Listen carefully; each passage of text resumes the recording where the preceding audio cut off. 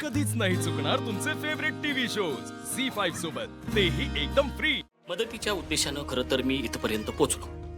अपर्णा मॅडमना शोधण्यासाठी जी काय मदत लागेल ते देण्याचं आश्वासन मी पोलिसांना केलेलं आहे। मदतीचं स्वरूप कळू शकेल आम्हाला?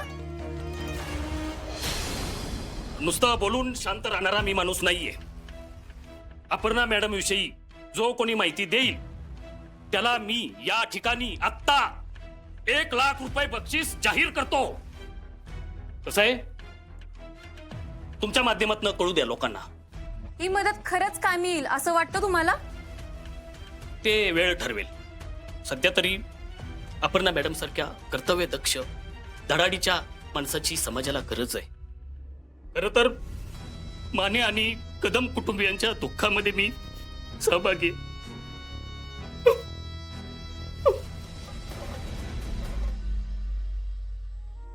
सर, आर्या, मला तुझी माफी मागायची। सॉरी सर, पण त्याची काहीच गरज नाहीये।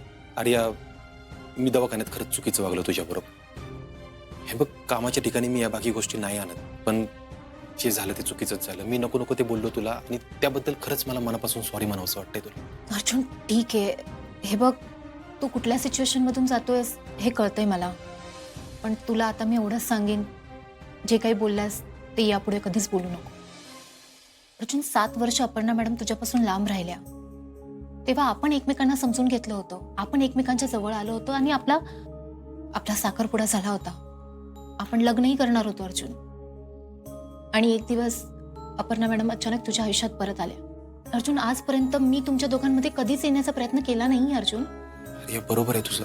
हे बघ आर्या, आपीमुळे आपल्यात अंतर नाही आलं। खरं तर आपलं एकत्र येणं शक्य नव्हतं का? ते मी कधीच मान्य केले अर्जुन। हे बघ, आता मला एवढंच वाटतं की आपण अपर्णा मॅडमला शोधण्यावर भर देऊया। बघू फाईल।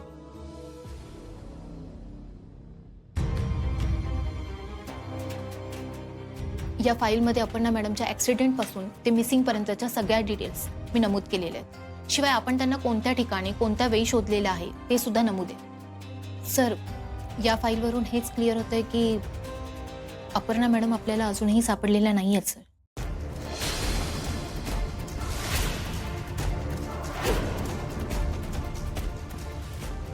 सर,